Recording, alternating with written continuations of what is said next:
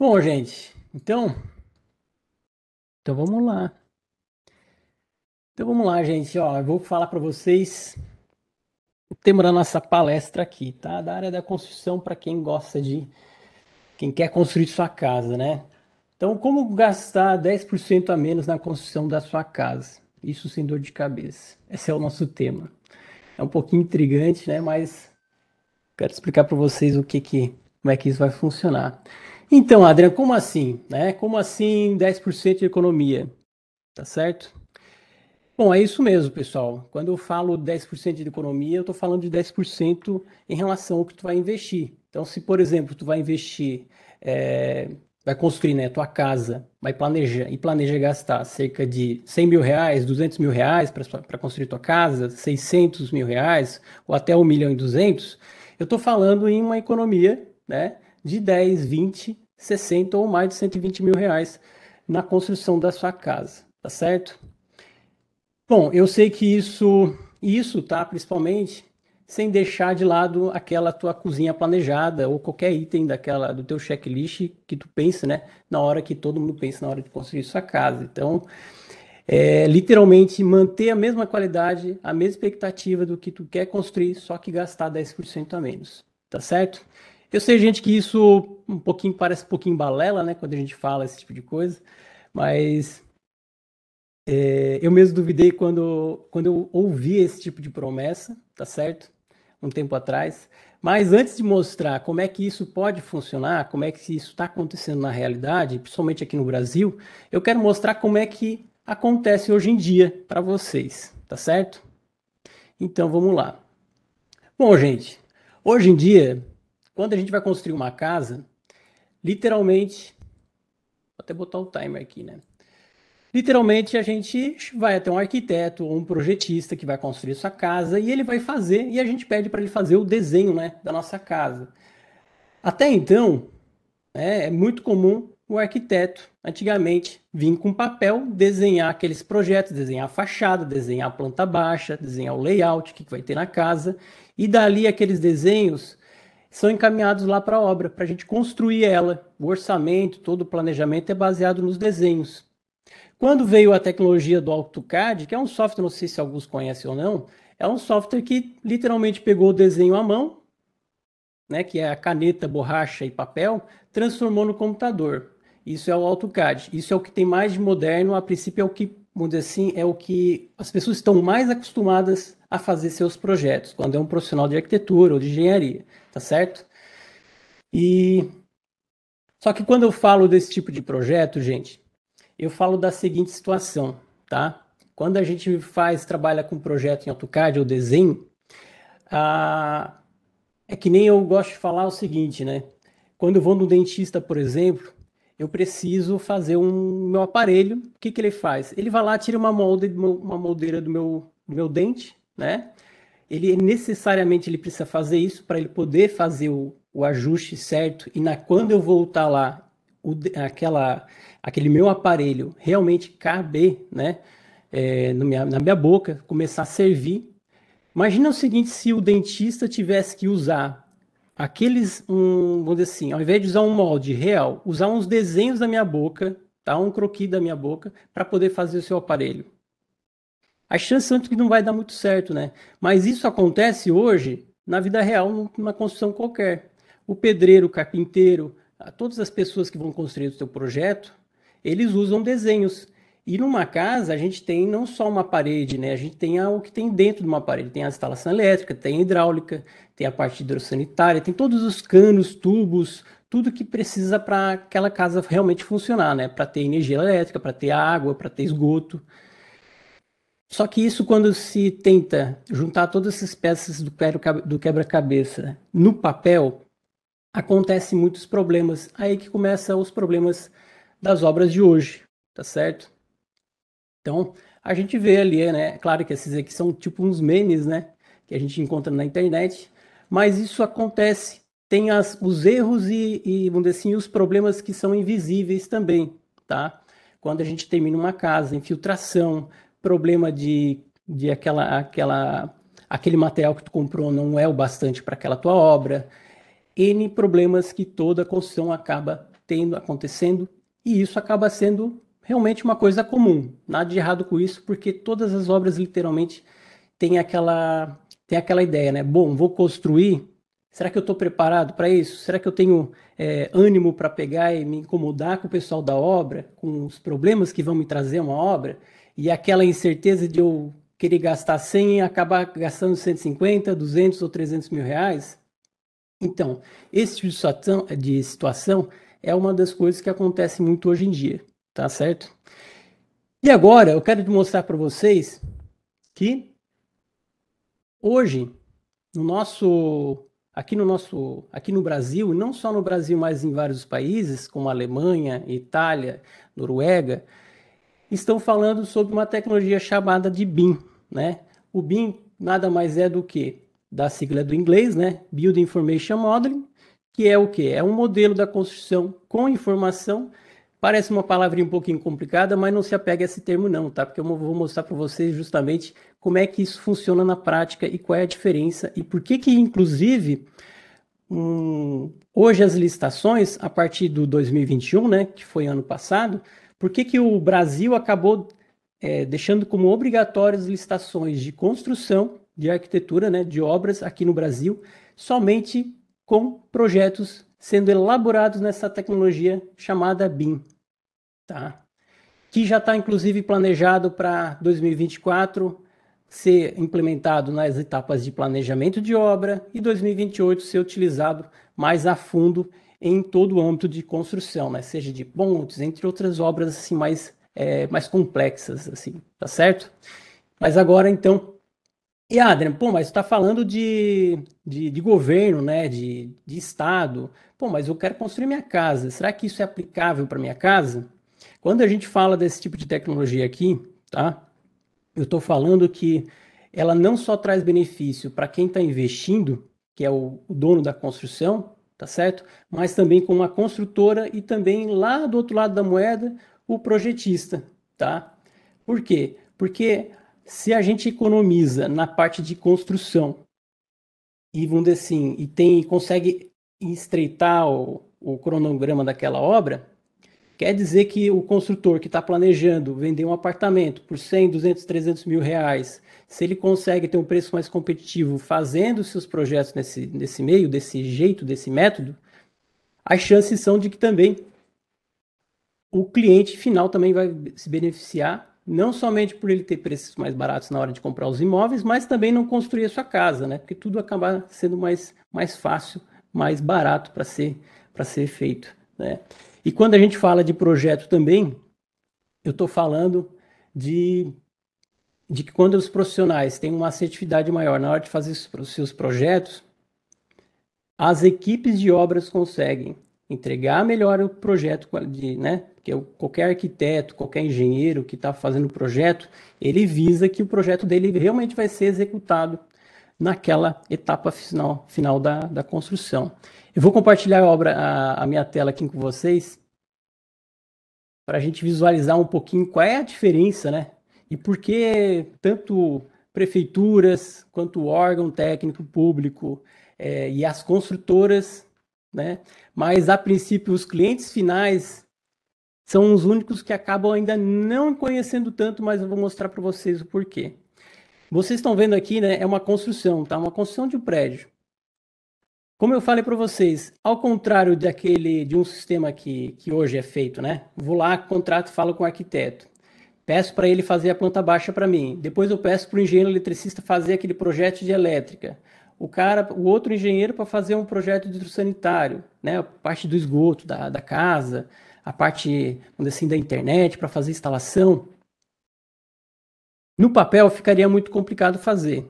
Hoje, se a gente fosse ver uma construção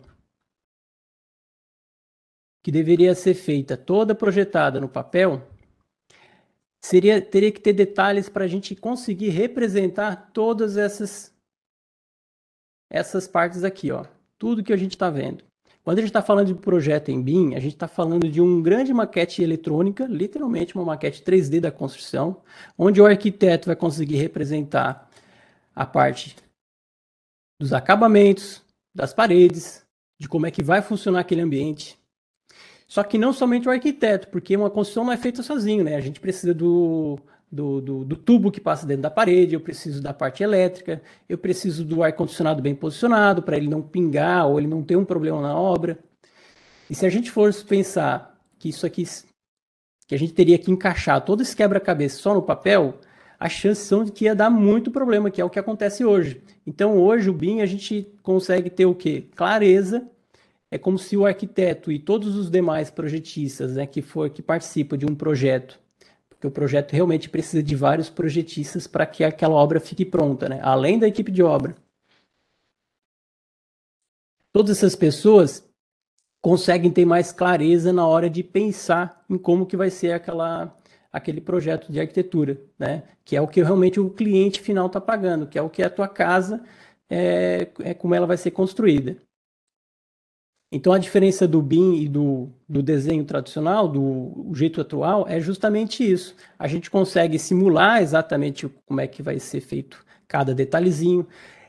Todas essas pecinhas que a gente está vendo aqui, ó, caixinhas de tomada, tudo isso, a gente consegue ter uma listagem de forma automatizada, de uma forma organizada, para que o cliente consiga ter uma lista de compras e que ele consiga, lá na frente, consiga, vamos dizer assim, comprar uma quantidade certa de material. Por isso, inclusive, não só, né, o governo, mas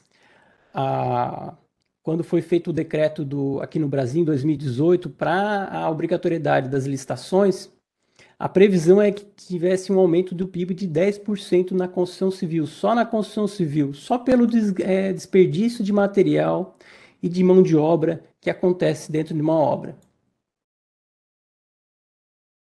Então, uma das vantagens que a gente tem é justamente isso, né? Ao invés de só desenhar a parte da arquitetura, o projeto, a planta baixa, a parte do arquiteto, todas as pessoas trabalhar num grande modelo 3D, cada um com a sua parte da construção, e dessa forma, no final, a gente conseguir ter realmente um espelho, né? Um projeto que realmente consiga ser replicado na íntegra lá na obra. Não é que a gente não vai eliminar todos os erros na obra, que a gente sempre vai ter alguma coisinha, mas a gente consegue eliminar muitos erros na obra. E isso vai trazer economia tanto para a construtora e também para o cliente que está investindo. Daí que sai aqueles 10%, daí que sai 5%, 15%, 20%, que é o que as construtoras e é o que os clientes finais estão conseguindo de economia na hora da construção. Então, essa é a clareza que a gente acaba tendo, né, na hora que a gente for fazer o projeto, né? Então, se a gente for ver, ó, se a gente for realmente ver a quantidade de peças de uma construção, literalmente, quando a gente realmente faz esse raio-x da construção, a gente percebe que no papel ficaria muito difícil mesmo a gente ter o resultado que a gente teria hoje. Isso sem a gente reduzir a qualidade daquela obra, sem reduzir aquele checklist, por isso que eu falo ali, sem a gente se privar de alguma coisa, né? Simplesmente escolhendo, se posicionando, contratando o profissional certo que fornece esse tipo de projeto. Pô, Adria, mas tu tá falando aí, parece uma tecnologia de outro mundo, né? Como eu já falei, tá? Projeto em BIM é um tipo de projeto, uma metodologia que está crescendo demais nos escritórios aqui no Brasil. Porque já está implementado em outros países. O Brasil não está muito de fora, não, porque a obrigatoriedade dos projetos em BIM aqui no Brasil começou em 2021. A Alemanha foi obrigatório, né, teve um mandato para 2020. Teve a Itália, foi em 2018. Então, teve vários países já foram um pouquinho antes, mas o Brasil está sendo bem junto com esses países que são de primeiro mundo, né? Inclusive, a licitação aqui no Brasil, essa obrigatoriedade, é o que está literalmente puxando todos os profissionais, porque puxa a construtora está vendo que a economia do material está sendo muito grande, né? Eles conseguem economizar na mão de obra e, consequentemente, eles conseguem ter um preço melhor na hora de construir. Consequentemente, dependente se tu vai fechar uma obra, vamos dizer assim, com preço fechado, ou uma obra que tu vai empreitar ela, as chances são que tu vai conseguir ter um bom preço se a construtora, né, se vocês fizerem os seus projetos, quando for contratar um arquiteto, escolher um arquiteto ou escolher os engenheiros, né, que façam esses projetos em BIM. Tá certo? Então eu quero mostrar aqui para vocês uma das coisas, contar um pouquinho da história aqui, deixa eu ver. Uba. Cadê? Ah, aqui, ó. Então, uma das coisas legais que eu queria mostrar para vocês é o seguinte, por exemplo, esse aqui é um dos cases que um dos clientes que fez uma reforma de uma cobertura, coisa simples, né? Porque uma das coisas que as pessoas pensam é o seguinte: ah, Adriano, pô, isso aí só serve para obra grande. Tu mostrou um prédio, tu mostrou em uma casa pequena. Como é que isso funciona? Será que isso vale a pena ou não? Né? Aqui é um exemplo bem prático que acontece, né? Que acontece com os clientes quando eles contratam os projetos em BIM, todos eles, né? Todos necessários. Aqui foi o seguinte: a gente é um projeto de uma ampliação de um restaurante. Olha só, essa cobertura, uma cobertura bem pequena, inclusive. E de propósito, o que a gente fez? A gente gerou os detalhamentos, né, tradicionais de um projeto feito no AutoCAD. Esse projeto que é comumente utilizado. A gente fez isso de propósito e encaminhou para um fornecedor fazer o orçamento de um telhado. Sabe esse telhadinho que vocês estão vendo nesse canto aqui, ó? Esse telhadinho metálico. Então é um tipo de telha metálica. Ela é térmica, né? E a gente cotou com um fornecedor, inclusive um fornecedor que tem uma equipe técnica bem nacional, assim, bem robusta, né? Pedimos para ele fazer o orçamento. Ele nos veio com um orçamento no valor de, ó, fornecedor, no valor de 27.336 mil reais. A gente fez isso de propósito, tá? Então que a gente faz projetos em BIM, tá certo? Há algum tempo já, a gente forneceu de propósito aqueles projetos tradicionais para o nosso cliente, né? Pedir para essa empresa orçar as telhas. Compra direto, tá? Só cotação. Depois a gente simulou e literalmente passou só os quantitativos. Lembra que eu falei que a gente consegue ter os quantitativos exatos ali com esse tipo de projeto, que é o projeto em BIM? Então a gente literalmente estimou certinho as quantidades de telha que o cliente precisaria, considerando a quebra já, tá? Considerando a sobra. E só qual foi o retorno? Diferença só na cotação, só na compra do material. Isso sem considerar a montagem, considerar a etapa de obra, né, de construção, envolver pedreiro nem nada, só na compra do material. 24.370.